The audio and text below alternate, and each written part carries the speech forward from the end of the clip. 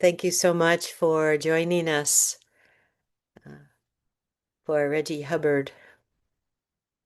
Um, right now, we know the monks who've been walking bravely across the states are in prayer, and we join them. And I'm going to just start with a very short meditation because Reggie's going to lead quite a few, we think. Who knows? Uh, but as far as introductions go, Reggie was named in 2026 one of the, what did they call you? Most influential yoga teachers of the year. Yeah. Influential. I liked that instead of best. Um, I don't like best, but I like influential. And you'll see why. I like it when Reggie gets to tell his own stories. But uh, did you just kind of stroll by Harvard or did you like totally attend? Totally attended Yale for 4.5 years. Half years because I took time to. I was a roadie for a jazz band, so an opportunity came up for me to go be with a jazz band, and I was Okay. like, Yale will be here when I get back. Okay. I'm gonna go. I'm gonna go live my life and do something awesome. Like Yale's been here since 1701. Like this tired place will be here when I get back. Okay. Well, I just want to just drop that in. Besides, she said, well, just say what you want to say. And what happened to Larry and I, we were at Mind and Life 2 years ago on the contemplative faculty, and Reggie was on the contemplative faculty with us. And we fell in love with Reggie and his wife, Alexa, and it was immediate and quick, and it has stayed with us. And so that's what I'd most like to introduce. What a joy it is to be with Reggie, who greets us all like a friend and has such a deep respect for being a human being and being a spiritual being. So we're so delighted to have Reggie kick off our special events this month. And a special thanks to Celeste in particular, who's oh, I see you, Celeste, who's done a lot of the background and foreground work, and Matt, who will be with us tonight. So thank you both so much. And I'm at the Great Tree Zen Women's Temple in Asheville, where we have quite an event today. I didn't quite plan on it. You know how life does that? It's like, okay, I better be at the temple. So here we are. We're above at the temple. We're in one of the bedrooms above the Zendo, gathered together. So just for a few seconds, just ground in where you are. I know that's a big question. Where are you in this moment?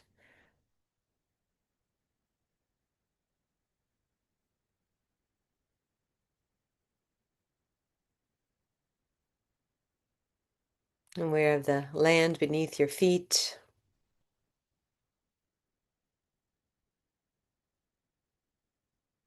land ancestors all around.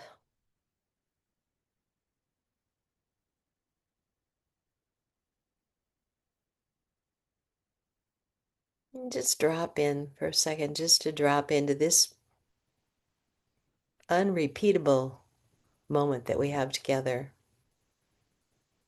to be in community,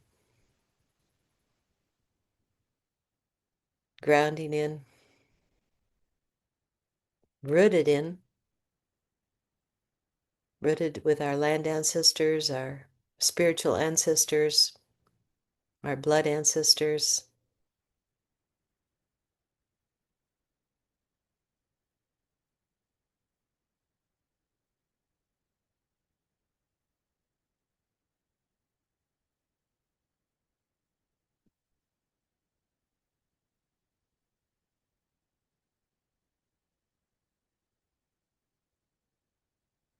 And checking in on yourself. Do I feel safe? Am I safe in this moment?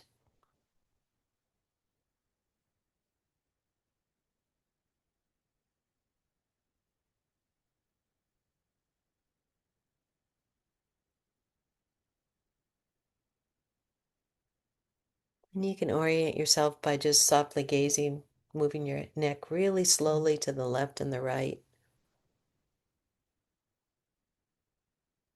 Because with clear seeing, we can see that it's not safe out there right now. Right here, can we settle in safety?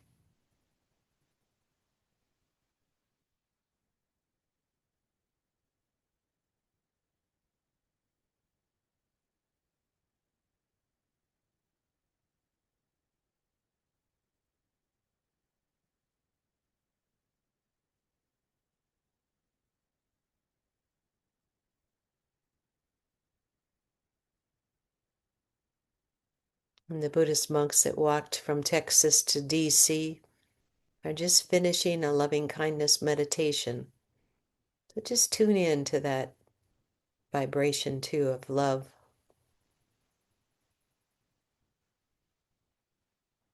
the inspiration and hope of thousands and thousands of people right now, all over the world, vibrating in loving kindness,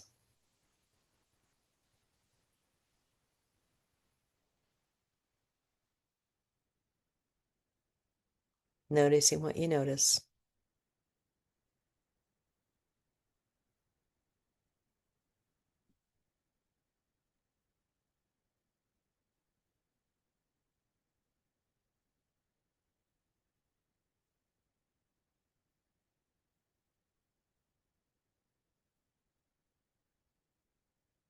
Gently opening your eyes and maybe stretching, and I'll get off the screen and turn it over to our beloved Reggie. And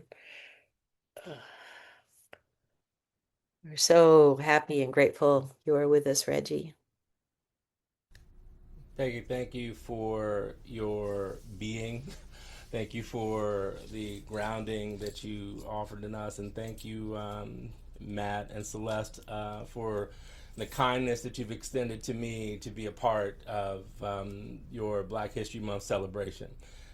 Before I get too into the weeds, I want to just give gratitude to my ancestors. I want to give gratitude to the land that I'm on, the unceded territory of the Piscataway Nation in Anne Arundel County, Maryland, only about 22 miles from where the dear monks are.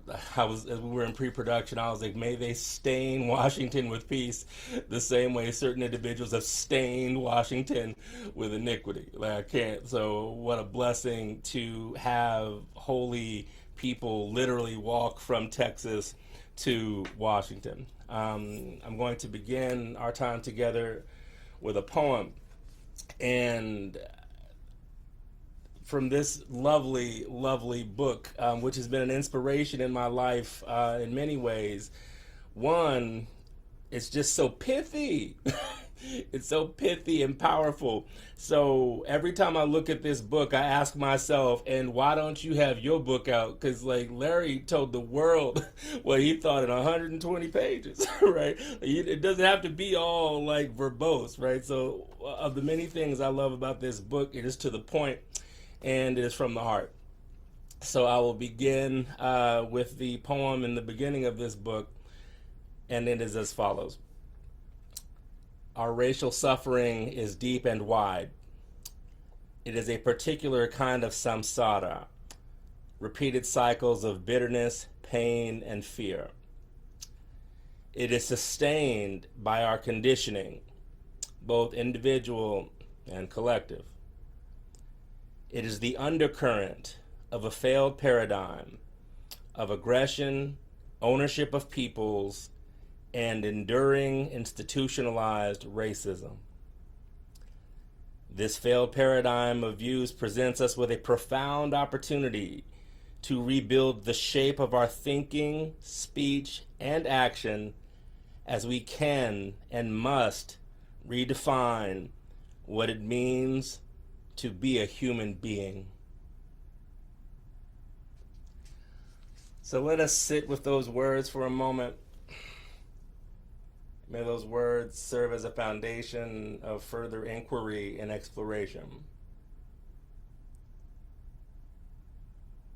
Finding a posture with the body that is comfortable, open in the heart, grounded in the seat, planted in the feet.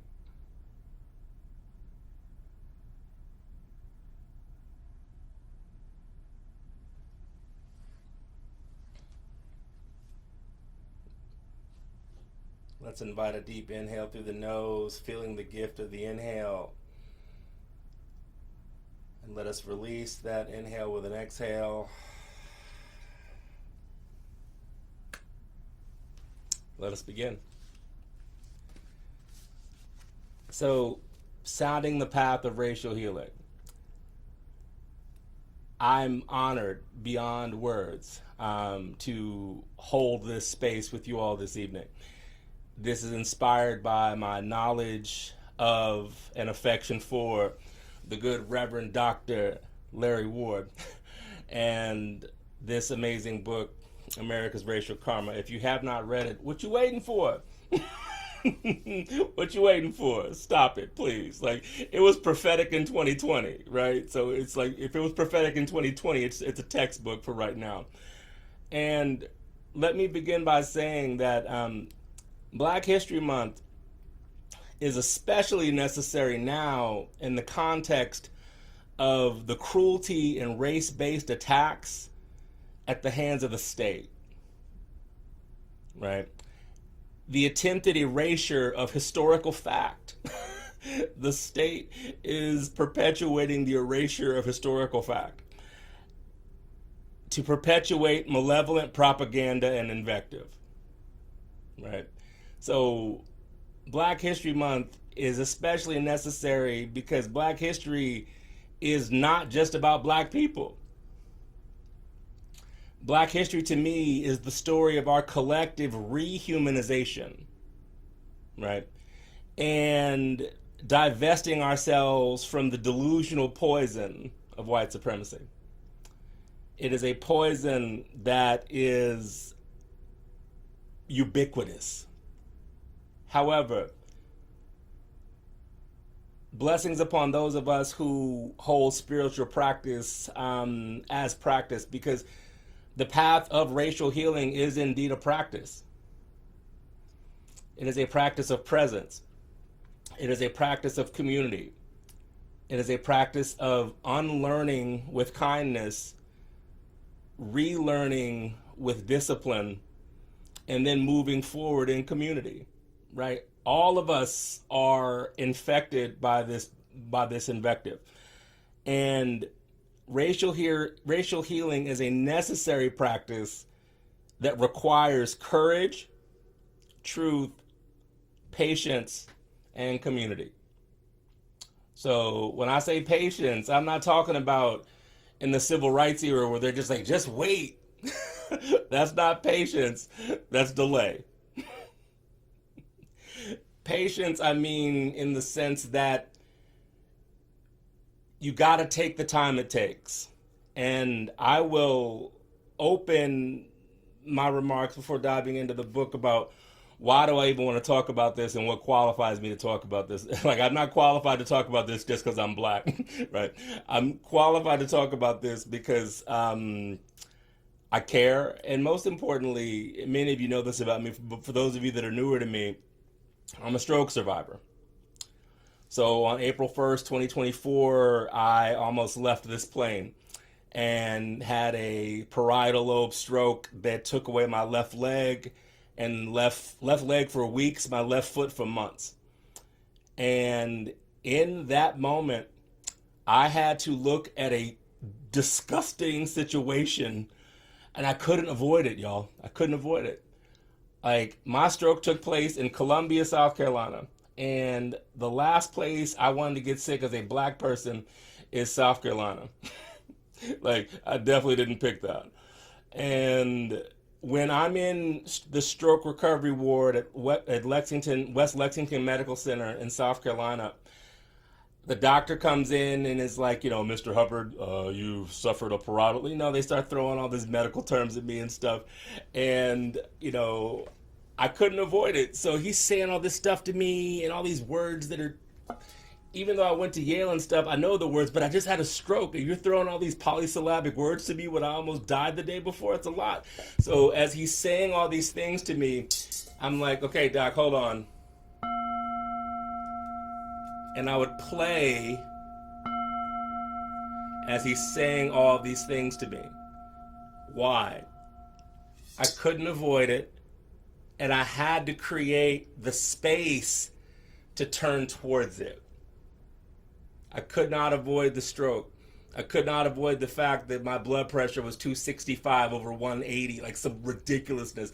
I did a retreat this weekend at Kripalu, and there was a medical doctor in attendance, and he was like, "So, what was your blood pressure at the height of your stroke?" I told him, and he was like, "You know how lucky you are to be here?" I'm like, "Yeah." Totally. I totally understand that. So, my experience with stroke and recovery has given me a different understanding of the care, patience, and grace required to turn towards something that is very unsettling and still deal with it. And do so in a way that not just inspires your healing, but inspires other people to take courageous steps towards turning towards something they don't want to deal with.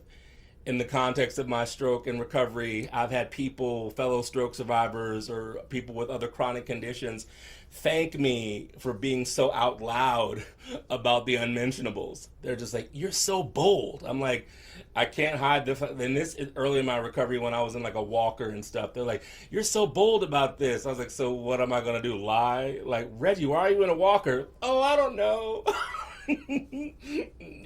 Yeah, I fell down the stairs. Nah, I had a stroke and I almost died, and it sucks. But here I am, and I have to make the most of it.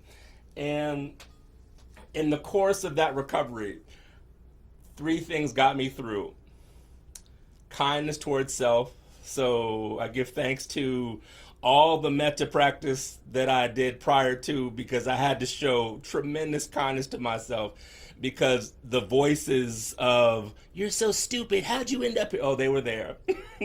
They were there, and they were singing in three-part harmony, right?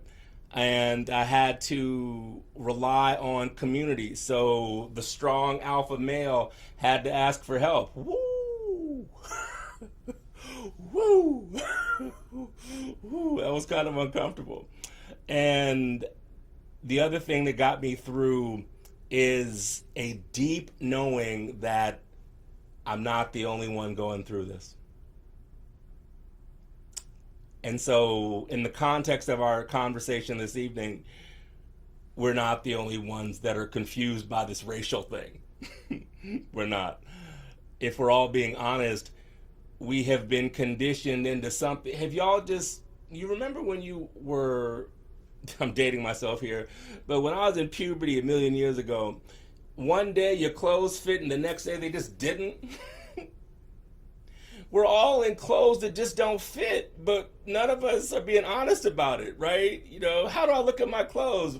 Like, your pants are really tight. you know, where's the flood? Like, those high waters, like, what are you doing? Right? We all are wearing the uncomfortable clothes of racism, but none of them are just like, "You need a new tailor." You know what I mean? None of us have summoned the courage to have that honest conversation.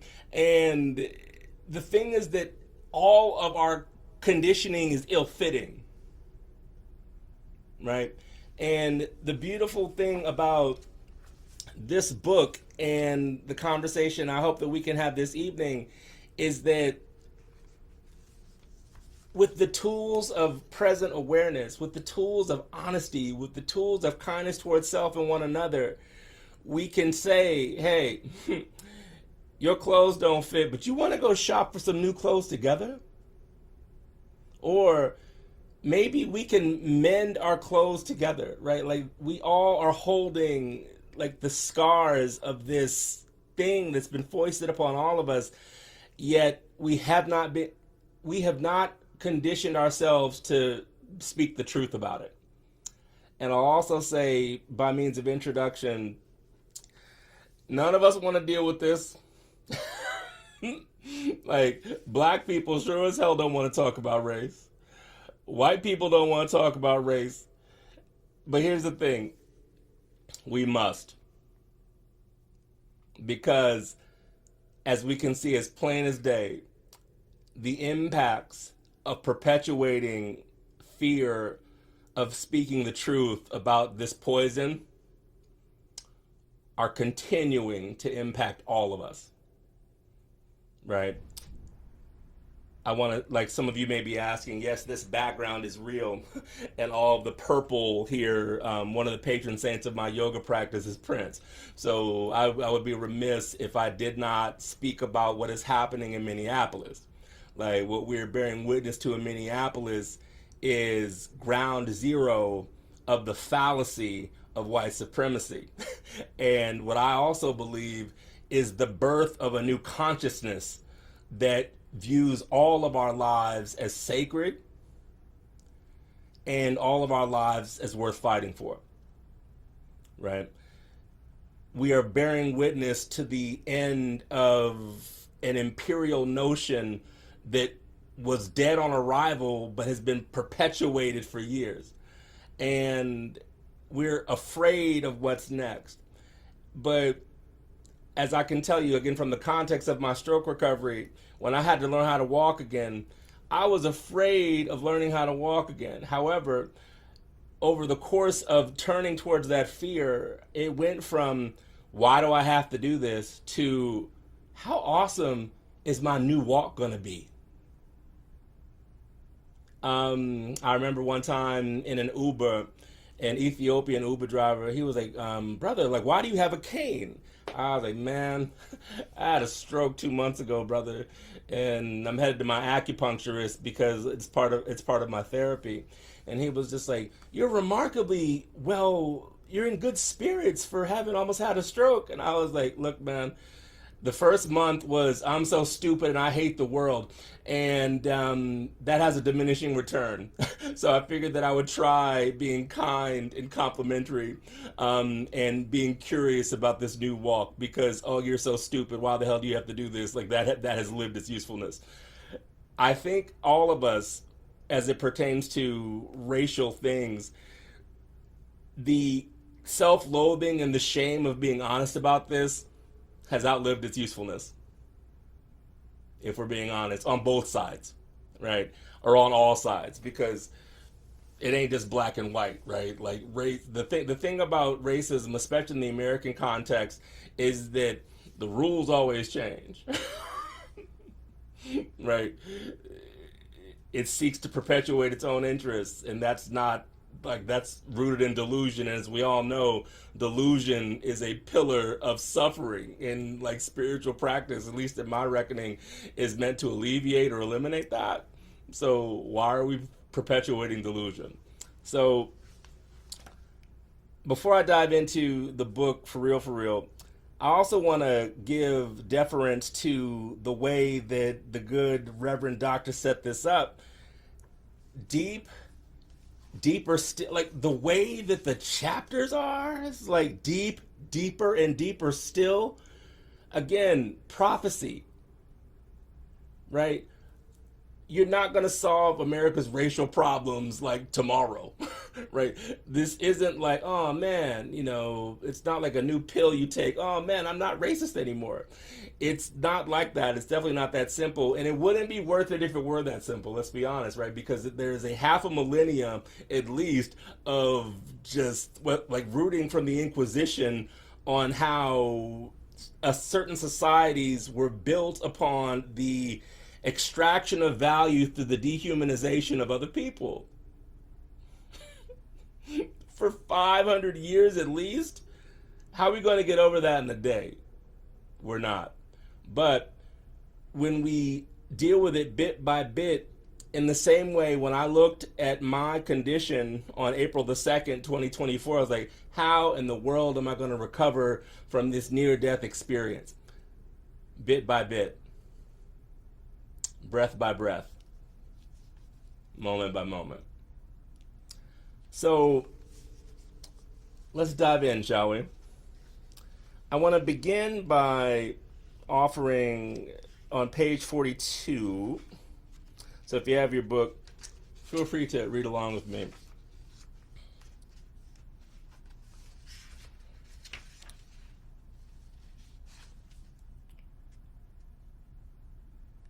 A 440, actually, I lied. So, second paragraph. This is what we must understand, or we're not ever going to get out of this mess. we have to read the great book called Human Nature, or rather, The Laws of Human Ethics, which you can find in all the major religions and secular humanism too. Your spiritual practice is to understand why you're doing what you're doing, what's driving you to do that, and have the courage to ask yourself, is that wise? Is that healthy? Will that create suffering? Full stop, right? So when we talk about our racial karma, we have to ask ourselves these questions. So, for instance, I live in Washington D.C. Like, I'm a yoga and meditation teacher, but before any of that stuff, I'm an activist. Like, I've been in these streets for a quarter century, like, speaking truth to power and kicking down doors with a smile. And in Washington, it's people never pause to ask, is that wise? Is that healthy? Will that create suffering? Can you imagine? Let's digress for a second. Can you imagine how beautiful our government would be if those were the three questions that our politicians asked? Is that wise? Is that healthy? Will that create suffering? So again, I digress. But we, especially in this moment, we know that what's happening is unwise. We know that's what's happening is unhealthy. We know that what is happening is creating suffering. Yet with this deep knowledge and deep understanding, we find ourselves paralyzed. What do we do? Well, the first thing we do is speak it. Right? This is wrong. You know, many people, I told one of my friends, I was like, if you have a problem speaking out against what's happening in this current administration, if you view that as political, like, that is not a political problem, it's a spiritual problem. Viewing someone as less human than you simply because they have a different shade, that's not a political issue, that's a spiritual issue, right? For those who don't have the ability to, like, find courage, that's a spiritual problem. It's not a political problem. It has political consequences, but it's a spiritual problem to not have the courage to look something in the face and be like, no, this is causing suffering. This must stop, right? And, you know, Larry continues on page 41, there are 3 stages of avoiding the heartbreak of recognizing the way we perpetuate wrongs. We do something, we deny we did it, then we forget we denied it, so it never happened. What a bankrupt way of living. And again, I don't want to put too much of the current administration in this conversation, but for context, if you all watch anything that the Attorney General said today before the Congress, oh man, it was denied, loud, loud, loud, loud. And this is how I know that yogic and dharmic practice have changed my life. Y'all, I put my hand on my heart and had deep sadness for her. I was like, how wrecked is your life that you have to be so loud about something so wrong? So, in the context of sounding the path to racial healing, we have to have compassion for ourselves and other people for the harms that the lie of racial superiority has visited upon us. I'm sorry to break it to you. Like, you have to be compassionate for people who are undergoing this level of suffering, because this is what I think about. And I've said this to some people I know who are racist. I was like, here is why I pray for you. And they're like, why? I was like, because if my worldview, which was predicated on a lie, was completely crumbling before my eyes, I would overreact and act a fool my damn self. So I have compassion for the fact that the thing that you've invested your entire being in, the lie that it was, is being borne witness right before your eyes. However, the compassion that I have for you investing in a delusion will not keep me from speaking the truth. And the truth is, we are all equal before God and the ancestors. And I believe in and will die with all my effort towards creating a society that's rooted in that truth. I taught a retreat this weekend at Kripalu. It was Permission and Refuge, a healing retreat for men of color. And I mentioned that because did y'all hear what I just said? I taught a healing retreat for men of color at Kripalu. I just want y'all to understand what I said. And it was the eighth one. And Kripalu, I kind of bust onto the scene. So when they killed George Floyd, I had just finished my I had finished my yoga teacher training, and I looked around, and no one was really talking about this in yoga spaces. And Larry and Lama Rod and Rev Angel and some other folks were speaking about it in dharmic spaces, but it was really kind of quiet, and I was like, I can't be quiet about this. So I started just like spitting fire. It was just like, I can't be quiet about this, and if you don't like it, I don't care, because they just killed this guy, and like, how can you not speak against that? So I made a name for myself for being so outspoken, and Kripalu reached out to me and were like, hey, we'd love to begin working with you. We love your practice, your teaching, all the other things. And I was very honest when they reached out to me. I was just like, you're in the Berkshires, and I've lived in New England, and the only thing that's black in the Berkshires is pavement and nighttime. So why would I be interested in hanging with you? Right? I'm from Maryland. You know what I mean? Like, we got like Westmore, Angela, also Brooks, Frederick Douglass, Harriet Tubman. Like, like the Maryland Negro is a peculiar Negro because we don't take other people's bullshit. You know what I mean? So why would I be interested in hanging with you? And y'all, this is the truth. Like, they were like, we'll help you. We'll work with you. We'll help you do anything you want. And I was like, anything? Help me heal black men with white people's money. And they said yes. So just to offer a bit of like honesty, I was floored. I've been an activist. I've been speaking truth to power for years. I've said bold things like that and walked out the room, right? So when they said yes, I was like, whoo, hold on. Like, you said what? You said. So I was like, well, damn, I have to create a curriculum now. Okay, ancestors, y'all are funny. You didn't tell me that. You told me to be bold, but you didn't tell me they were going to say yes. Anyway, so they say yes, and we create this program. Permission and Refuge is the name, and it's permission for men of color to be who we are without like the world pressing on you in a place that's safe enough to do it. So permission and refuge. And we do it at Kripalu because not only are all the participants healed, the healing of black men in that space forces the institution to deal with some things. Right? So when the brothers come together and we're at lunch and someone says something funny and 12 of us fall on the floor, or laugh at a decibel that the normally reserved, like we just be laughing like that. People are forced to confront their provincialism. They're forced to confront their, oh my goodness, they're being so loud. Nah, this is called healing out loud. Like y'all be trying to like die quietly. Now we're trying to heal out loud.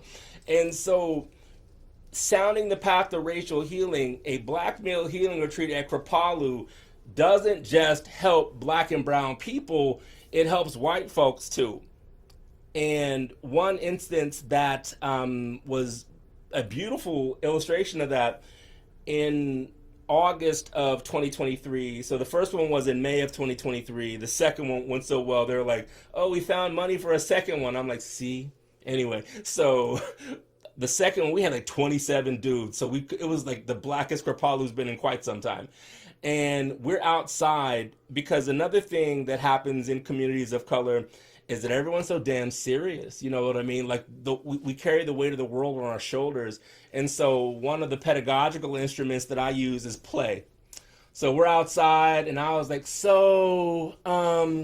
we're gonna have a cartwheel contest. So a whole bunch of grown ass men doing cartwheels in Kripalu's front yard or whatever. And so you can imagine most people have never tried a cartwheel, so it was just funny. And like people are like falling out and all these other things, and we're very loud. You know what I mean? So people, there was a line of people.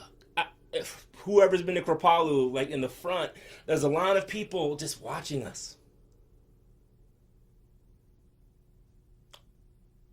And I think you've learned enough about me by now. I totally did this. I was like, y'all want to have some fun too? We're just doing cartwheels, man. You know what I mean? It's like come flip with us.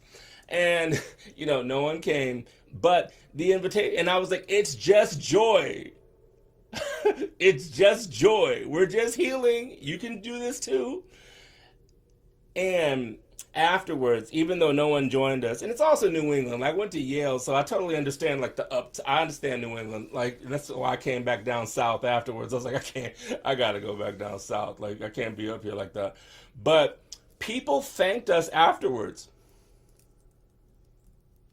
People thanked us afterwards for being out there, but also being loud and not giving a damn, because they have been racialized into straitjackets. Oh, what will someone think? We'll think that you need to do cartwheel practice. That's what we'll think. Like, we won't think you're less of a person, right? So the retreat that we did this weekend was the 8th one. 100 people, from biracial trans folks to African queer folks and everything in between, like a 21-year-old brother from Miami to brother Jack DeJohnette, who passed away last year. He came to the, so we've had like jazz icons and regular brothers from Miami at Kripalu. So when we talk about sounding the path to racial healing, that is a perfect example, right? So me, activist dude, running his damn mouth, then the ancestors being like, thank you for running your mouth. We've been waiting for this. Bam! Right? And that program is now, from 2023 until now, it's at the 8th one. And this weekend, we also did it in conjunction with the yoga retreat for women of color. So we had 15 folks. They had 20. So it was like 40 people. We had some Palestinian family there, right? So we had all aspects of the melanated diaspora at Kripalu. That is a perfect example of the beautiful mess that yields healing by acknowledging the ugly mess that no one wants to talk about. So I'll pause there because I've thrown a lot at you. And if you have any questions, let's pause for, like, I'll take some questions and then I have a couple more points I want to make. But any questions or thoughts or reflections, I'm here for it. Chat room, Reggie, or hands up, or any preference? No, whatever people are comfortable with. Okay.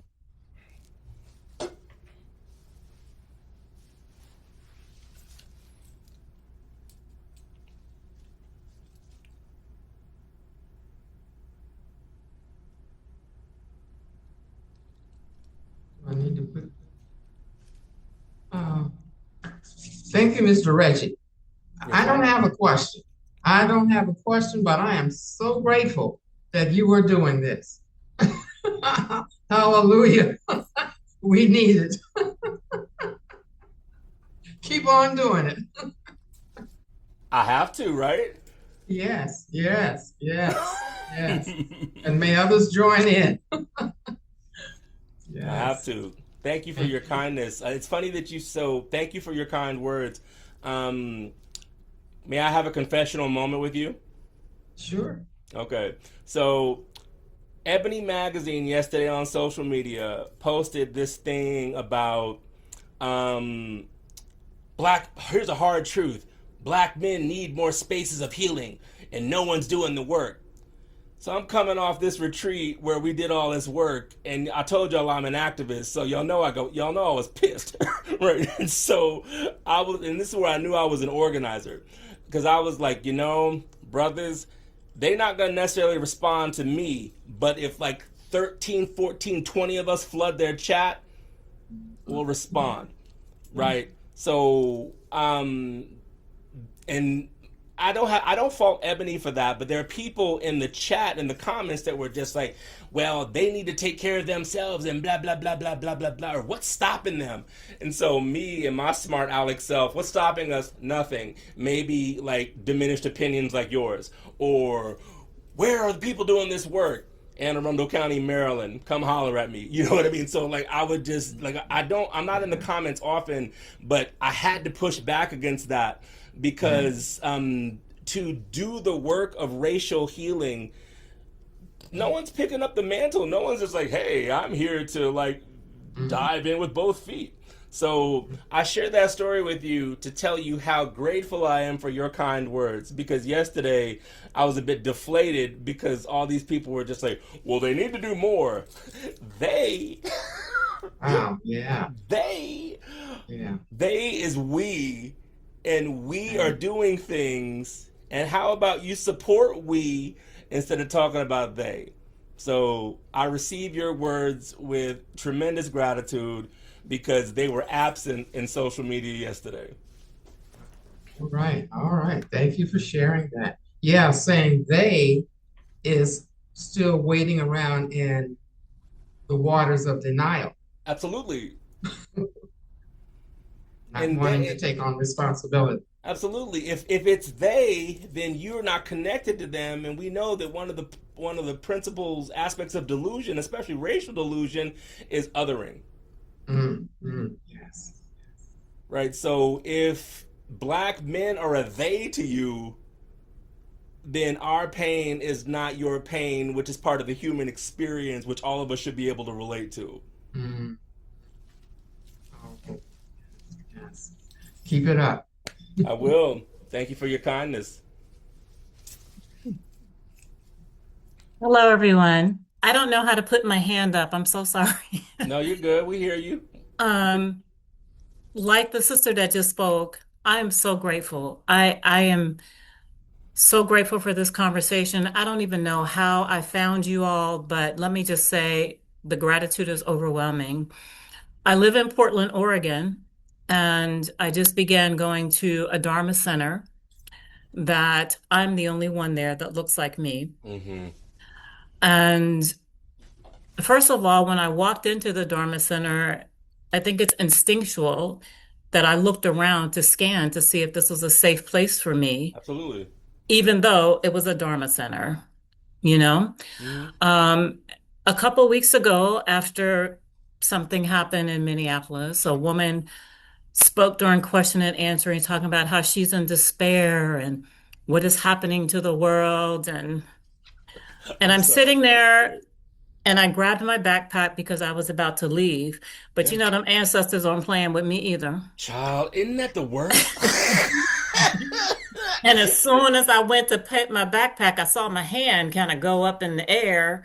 And I'm thinking, oh Lord, What what's is going to come out? happening? What's going to come out of my mouth?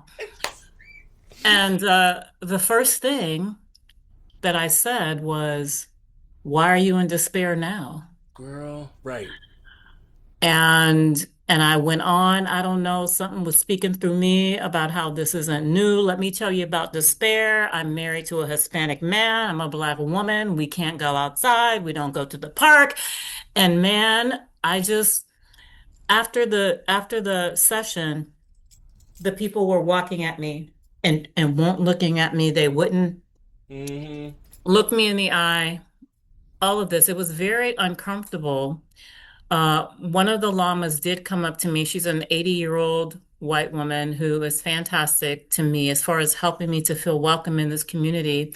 And she just hugged me because when I said what I said, I didn't realize how deeply ingrained that was. And to hear somebody, what I felt like minimize the real despair that we go through every single day. All the And time. now, because their false sense of security has been yanked from up under them, and to hear them talking about despair, I didn't realize that it would trigger me that much. Mm-hmm. So I'm grateful for this conversation because I did speak to the Lama, who is a Westerner, and he does not look like me. Mm-hmm. And he said that people were probably feeling a lot of shame and guilt. And I told him that is not what I want because I understand where they are as well. Yeah. I understand and I have compassion for what they're experiencing, even though it's kind of for me like, oh, it's a Tuesday, it's 9 o'clock on a Tuesday. Yeah. So I'm grateful for this conversation because I'm hoping to get some language for the people who are starting to come around and want to ask me questions. Mm-hmm. And I don't want to answer from a place of, mm, I don't know, hurt Anger. or whatever. I want it to be a conversation that helps us to bridge and to understand one another and for it to be compassionate, but at the same time, um, educational without me having to be the one to educate them. Yeah. So I'm grateful. I'm here with my camera off because I'm cooking, but I'm listening to every word that you said, every offering that you have. So thank you so much. Thank you all for being here. I'm Monica, thank listening. you. So what I'm gonna do is, and I may read this again at the end, but like, so I was gonna close with this, but like you spoke to something that I think is important to.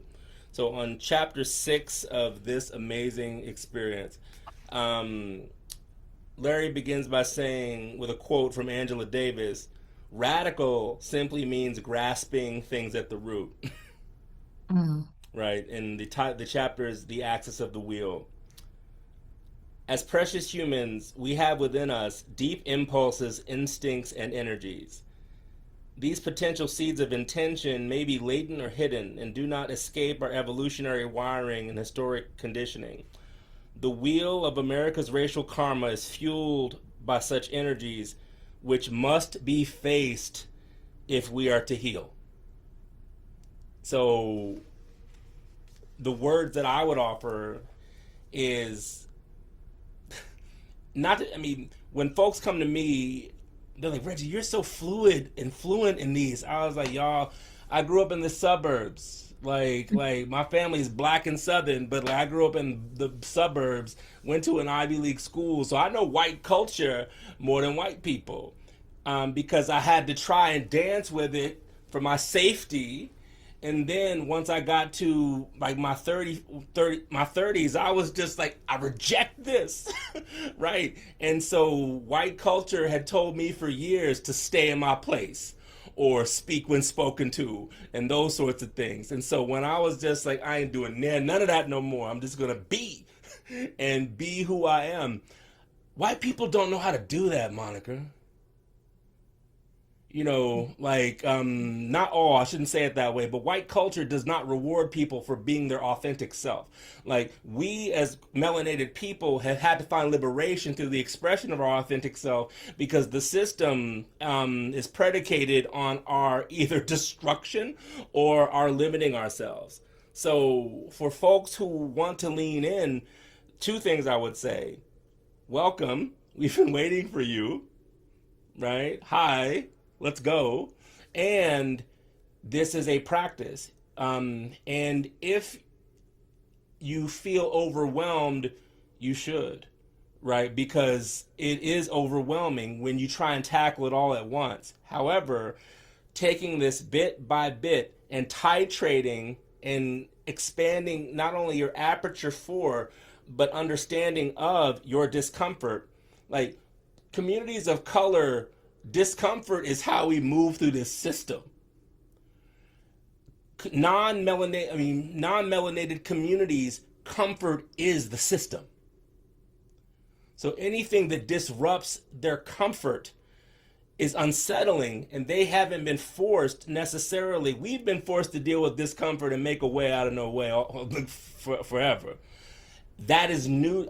I did a talk for the Insights Meditation Center in New York, and so I love New York, and I love people in the Dharma community in New York, especially my Jewish brethren and sisterin, because they just be on it. And she's like, Reggie, let me tell you something about us, all right? Like, if you're asking us to be uncomfortable, that's really hard for us, all right? I'm like, oh my God, I love you. Like, I've never heard it articulated so plainly. I like, because discomfort is my how I have to ingest this system. It wasn't native to me to understand that forcing people to be uncomfortable when comfort is the promise of whiteness. That gave me compassion because I was like, oh shit, oh, you don't, you've never had to be, oh. So that's where I give gratitude for dharmic practice and yogic practice and the practice of curiosity, because I was just like, riddle me this. Brother just don't understand. Like, how y'all get all feeling and fragile and shit? I don't understand. Like, me saying something that hurts your feelings and you fall on the floor and shit. Like, I don't understand, because I was called nigger on the playground and still went to lunch. Right? So you being upset because I may have hinted that you're right, it really is hard for me. And then that's why I said my Jewish sister in her 80s was just like, you're asking people to be uncomfortable and they don't have any understanding of that. Oh, sister, thank you so much for that wisdom, because you have empowered me not only to be more compassionate, but you've given me wisdom. You've allowed me to have discernment. You gave me a window into your lived experience that I would not have, because I'm a black man and they try to kill me for sport, right? So I'm for me to find comfort in a system that is trying to kill me is hard, but for you to experience any level of discomfort is jarring for you. Oh. So when I deal with folks in that circumstance, I'm just like, so, and my brother Reggie Earls is on here. I did a training with him and some of his friends. I was just like, so here's the thing. We're going to welcome discomfort and we're going to sit in this. And if you don't like it, we're going to breathe a little bit and I'll play some pretty music, but we're not going to avoid it. And the iterative understanding on how to be comfortable with discomfort, is the promise of spiritual practice, but it's something that our lighter hued brethren and sistren don't really understand. So I threw a ton at you. So I hope that I gave you some language. Much gratitude. For sure. Thank Peace you. be with you and bon appetit. Any other questions or comments or thoughts?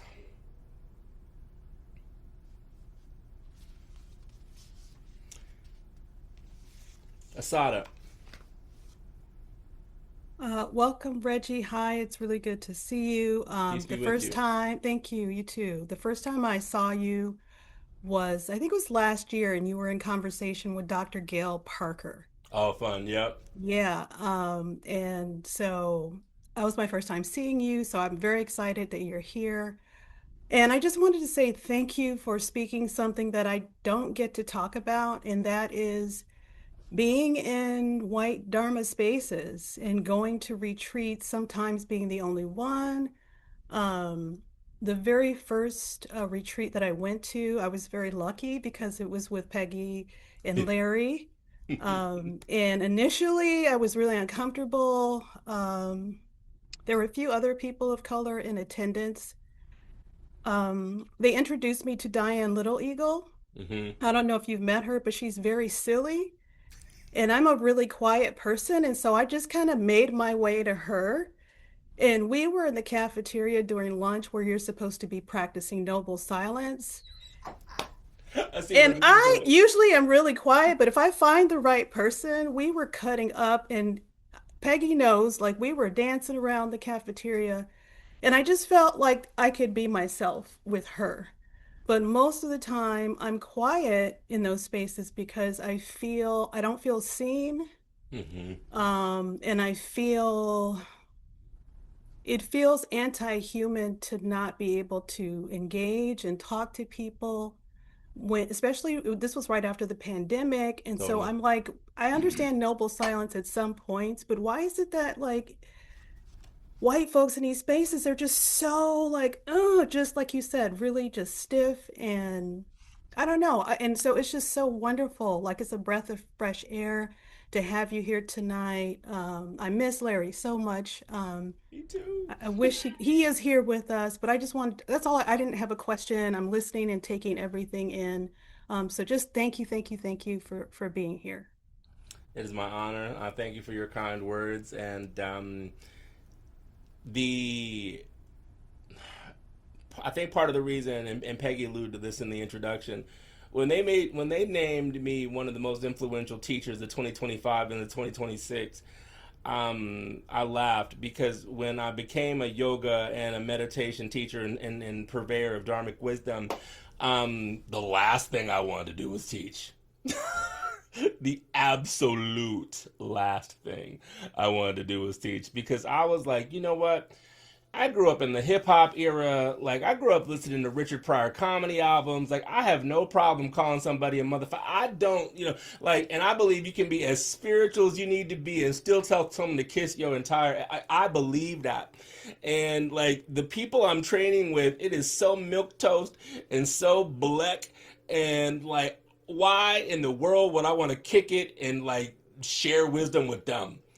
And then I realized that the reason that I was pushed in this direction, I was on a call earlier today with one of my sisters. We're teaching a grief sequence online through Kripalu. And she was like, Reggie, I was talking to folks at Kripalu, and you know what they said about you? I was like, man, I do not know, but I'd love to hear. They were like, he is so kind, and he will kick down the door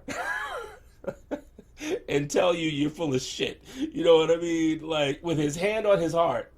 Be like with love and grace. What the hell was that? You know what I mean? So I realized that the legacy of my ancestors is to speak truth to power. And speaking truth to power, not from a growl or anger, but from deep love. They were like, he kicks down the door, but he kicks down the door with love. And I was like, that is the best compliment I think I've ever heard in terms of my spiritual advocacy in my whole life. Like, he will kick down the door and you need to get a whole new setup, but he did it with love. So thank you for your kind words because it reflects upon me the love that I hold, but the necessity that I have to speak as me for humanity, right? Because the blessing I think of the charge that I've been given is that I'm a teacher for all beings. Like I happen to be melanated and Afrolistic and all those things, but like I teach to the heart of humanity. Thank you. Just thank you for, I feel so seen right now. Thank you so much. Yes, ma'am. Last call for shares before we transition to a few more quotes and a Yvette, peace. Okay. Peace. Hello. Hello. So this is my first time meeting you. You're so much fun. Thank you for yeah, this is that tall glass of water that you know. I mean, you knew you needed it, but you didn't really know how much you needed it. So that's why I'm kind of Mm-hmm. feeling very full and grateful, right? I shape. Um, for what you're bringing. And I'm what I'm curious about is Mm-hmm. power. Okay. Yeah. You've named so the scenarios you've talked about, the power differentials were set up in such a way that you had more power and agency to be able to leverage some of those things. So what about situations when you don't have that?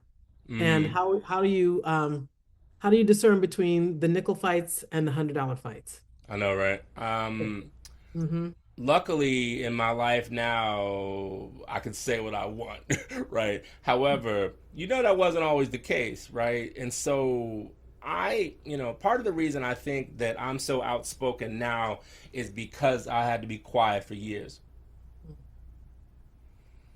There were Yeah. times, especially in my political work, because I worked for like Biden, like I worked in the White, I've done all this stuff, and I was never invited to the Christmas party. Mm. You know what I mean? Like I did all the assignments, I did all the grunt work, but I was never invited to the Christmas party, and I couldn't bitch about not being invited to the Christmas party because I might not have gotten the gig. Mm. You know what I mean? Yes. So I, two things. One, stored it. Stored it in my memory banks and was like, when I break free, I'm gonna tell all y'all about yourself. You think I forgot? And if that, like, the ancestors are just on my side, though. Like for real. Like when I worked for Move On from 2017 to 2021, and America's first experimentation with white supremacy, whatever. Anyway.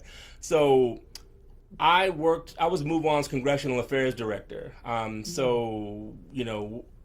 Impeachment, I was one of the lead strategists on impeachment when Rashida Tlaib was like, we're going to go impeach that mother. That was my Yeah. party. Like, she handed the mic to me. That came out of my budget. I almost got fired the next day because she was like, she said mother. I was like, he is. You don't have enough black friends. Like, he is, though. Right. He is. Like, Right. ER, not AH. Right. Right. Right. ER, not AH. Right. So I was invited to give a speech at advance camp. So the work I did in politics was advanced. Be seen, barely, definitely don't be heard. And if we don't like what you have to say, especially if you black, like, you out of here. And I had a successful career in advance, mostly because like my work was impeccable, but I didn't really talk because I couldn't. Like I couldn't complain. I couldn't do any of this stuff. Event. Child, when they asked me to speak at advanced camp, they had it at Howard. The first advanced trip I had ever was at Howard. Nice. And the speech was almost 15 years to the day of my first trip. Stop it. Right. And so, yo, right. Yo. And then I walk into the auditorium and the hair on my neck stood up and I started crying. Oh. And I was just like, y'all gonna have me burn this down, aren't you? Just like, oh Lord, y'all gonna have me burn this down. Oh my gosh. So, very long story short, I walk in there and they asked me to talk about how the advanced world was a meritocracy, child. And I was like, oh my God, you fools. You fools. And so I had two Now they asked speeches. for it. I had two speeches. I had the one that they wanted me to give and the one the ancestors told me to give. And so I took this one they wanted me to give, and I was like, fuck all this, I ain't doing that. And everyone took their speech from their seats. I walked up to the podium. Yes. I'll take my remarks from the podium. And I wish I had the video because I'd send it to you. The one line I remember saying is just like, so they want me to talk about how this is a meritocracy. However, I'm here to tell you the following. At its best, advance is a family. At its worst, it is a clique with small-minded people who seek to demean and destroy and to aggrandize their well-being at your expense. Because the room was 2/3 black and brown. I was like, I ain't gonna lie about this shit to black and brown people at Howard with the ancestors in my ear. Absolutely not. And so they, on the confidence monitor, they were like, take your seat, take your seat, take your seat. And I was just going. And then I eventually was like, whoever's on the back, I went to Yale and I read your thing. I read it the third time. I've got 4 minutes left. Take it off. I'm not sitting down. And so, finished my remarks. The people, and I knew that I had the crowd. Like, I pissed off everybody else that I used to work with, but I knew I had the crowd. And I knew if they did something crazy to me, the crowd would revolt, right? And so I finished my remarks. Crowd, oh my God, we love this guy, because I spoke for them, right? I gave them truth, and I actually ended up giving folks healing in that moment. They came up to me and were just like, we can't believe you did. Oh, because the other thing I said, and I remember this too, I was like, there's some of you here who stabbed me in my back, and here's what I need you to know. Next time, shoot to kill. I'm still here, baby. And so someone came up to me and was just like, I can't believe you did that. I was like, you act like I give a shit what you think.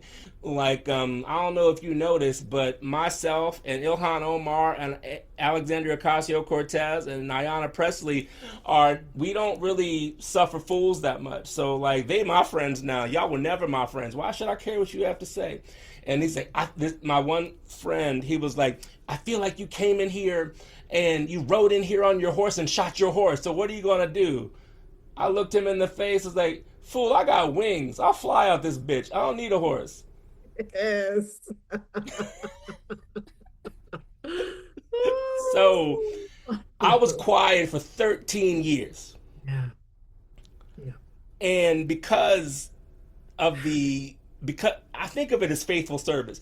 Because of my faithful service to the integrity of my craft, the ancestors were just like, we know you've been waiting for this. So here's the match. Yes. Burn it down. Mm-hmm.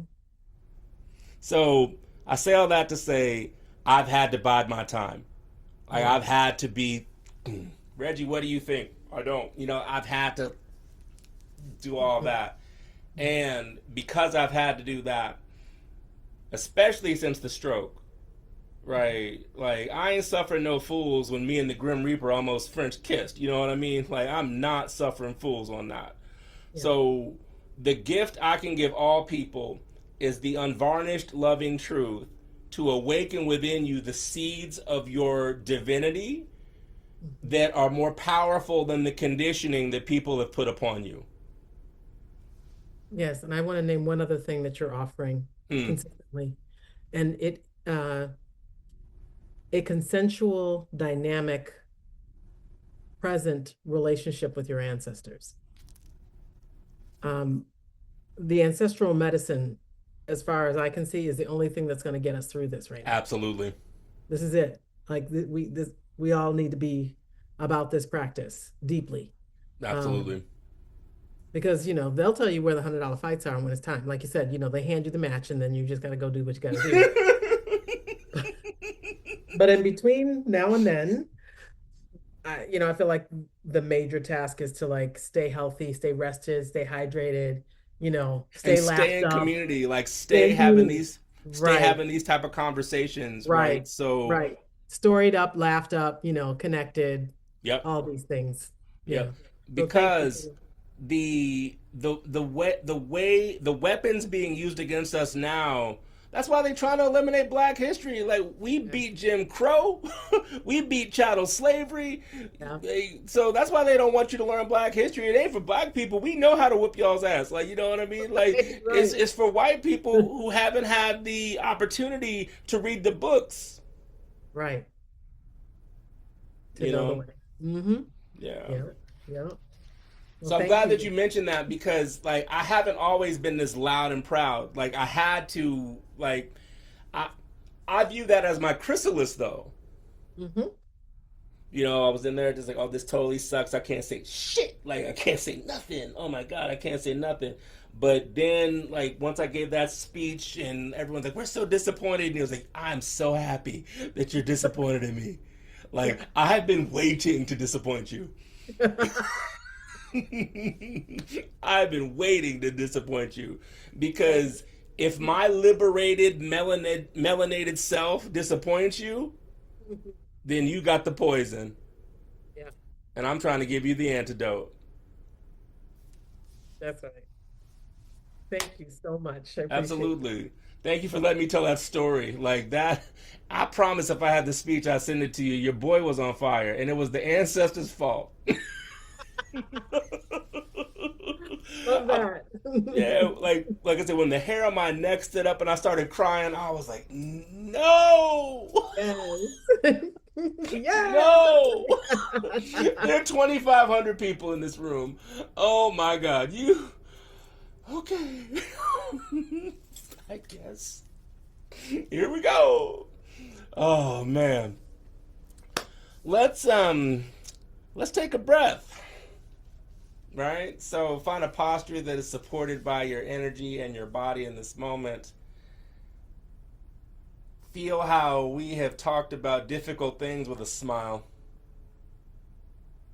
Feel how we have used the technology of community and story to unearth and dismiss the lies of individualism and self determination. Getting in touch with our breathing, as Larry often talked about,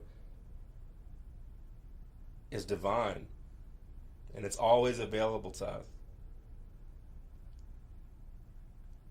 So, especially in the thick, sticky moments,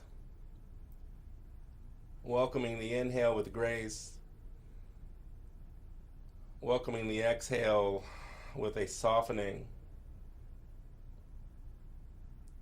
connects us to the infinite in this present moment. So let's all welcome an inhale through the nose, a gentle release on the exhale.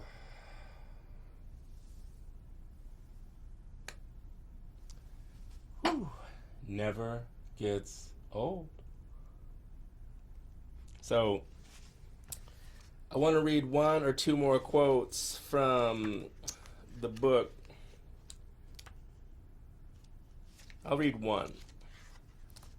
And then if there are any more questions, I'll take them. And then I want to play for y'all, right? Because I can't have all these instruments and not play for you. Like this is teasing. Like that's disgusting. Like, hey, look at all my instruments. See ya. Yikes. Like that's the worst. Matt, you know it's true, brother. Like that is terrible. So I'm going to read this quote that Larry cites from Resma Menachem. I think it's important to not only bring Resma because of his wisdom, but also to acknowledge what's happening in Minneapolis. Like Resma's a proud son of Minneapolis. In the words of trauma therapist Resma Menachem, author of My Grandmother's Hands, one or two things will happen. Ideally, America will grow up and out of white body supremacy. Americans will begin healing their long-held trauma around race, and whiteness will begin to evolve from race to culture and then to community. The other possibility is that white body supremacy will continue to be reinforced as the dominant structured form of energy in American culture, in much the same way Aryan supremacy dominated German culture in the 30s and early 40s. If Americans choose the latter scenario, the racialized trauma that wounds so many American bodies will continue to mutate into insanity and create even more brutality and genocide. As I said, this book was prophetic in 2020. It's gospel right now. Because we're bearing witness to, I don't think that we're a lost cause. I just think we're at that crucial decision point. Like, will we as a people come together? Shout out to Bad Bunny when he's talked about all the Americas. I mean, I speak Spanish too, so that was amazing. I was just like, you said that in front of everybody? Yes! You said Haiti, son? Right? So the connection to all of our shared humanity as an opportunity for collective liberation, or the perpetuation of this destructive delusional system predicated on the extraction of value from the human experience.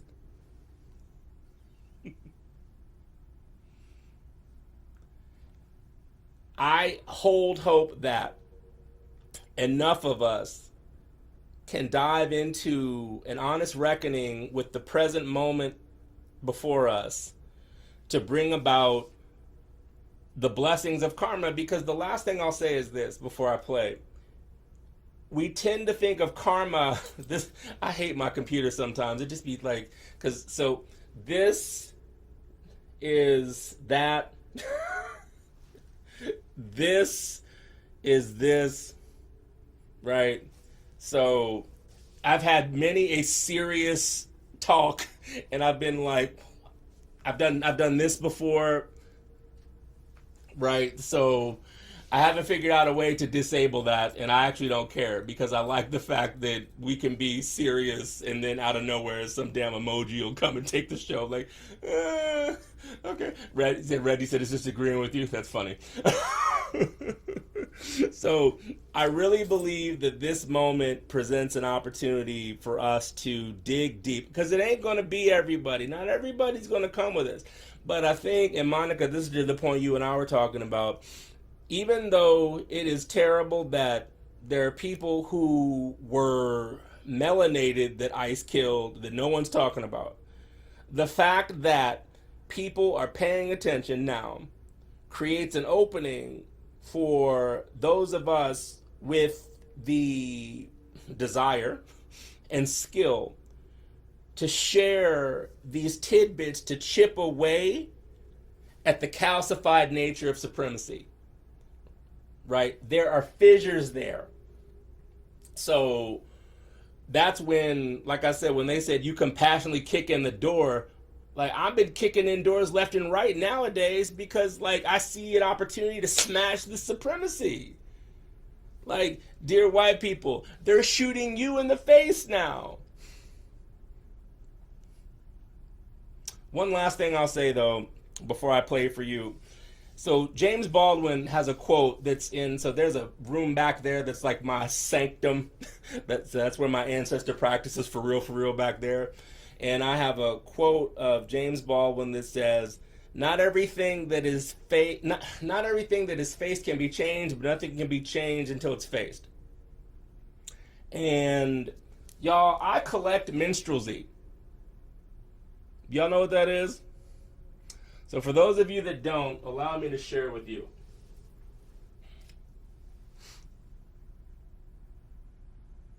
So I collect these things. Why? One, people be lying like racism was gone. And I went on a tour of the South recently. That's where I wish Asheville was closer, Peggy, because I was in Charlotte. If Asheville was closer, I'd have been visited you. But I'm in the South in some of these white people's houses buying their Aunt Jemimas and their Uncle Moses from them. And they're like, oh man, my parents loved these things. And me with my prayer beads on, like, oh, that's so interesting that your grandparents loved this. You know, it's got a good home, I promise you. You know, so like, just give me the thing. Here's my money, dog. Like, I'm not trying to talk to you about why you love Uncle Sambo, dog. I really, like, my ancestors put me here, man. Like, just give me the peace.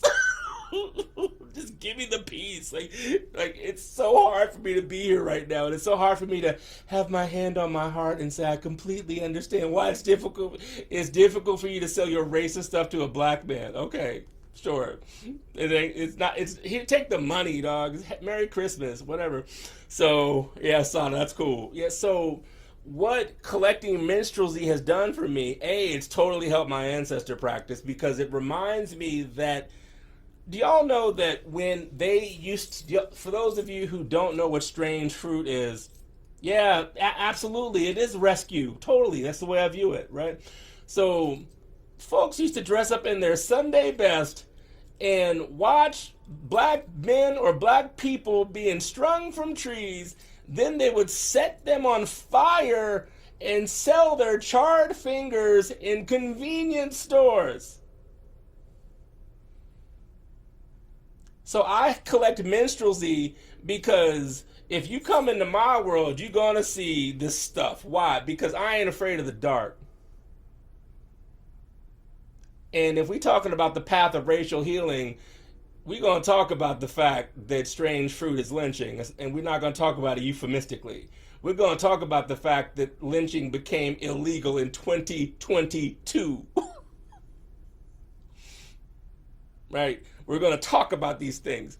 Why? Because you perpetuating the delusion that it was so long ago prevents us from stepping into the opportunity for present healing in this moment. So if I got to show my Sambo stuff to you and you clutch your pearls, you'll be fine. You'll be just fine. Because my job as a practitioner is to break you from your delusion so you can have loving truth as a salve. So thank y'all so much for being here, for allowing me to share with you my reflections and deep reverence for this man, this work, and the lineage that we all share.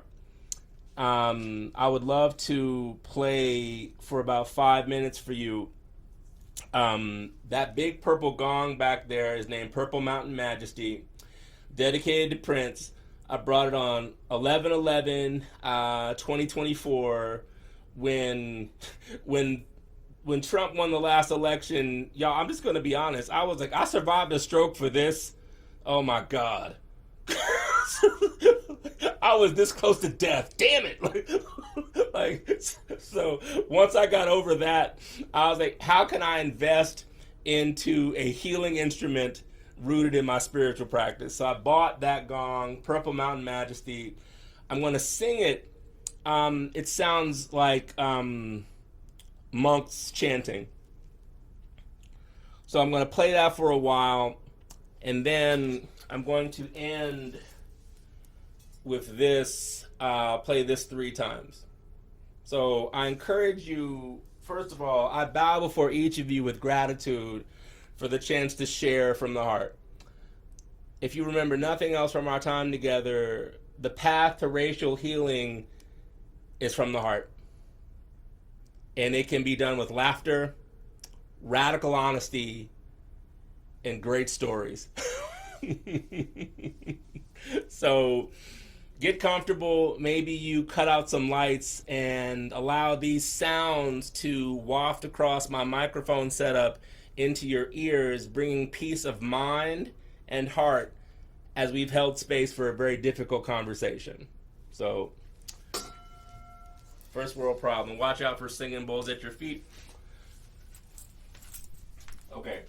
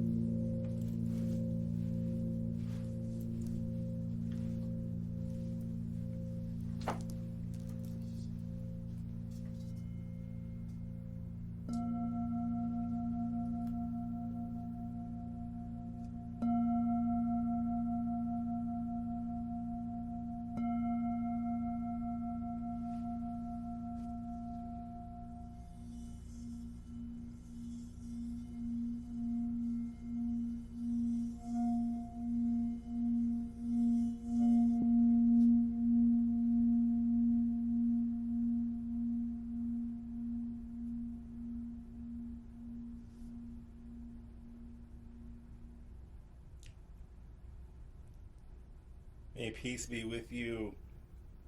May love surround you. May grace be upon you.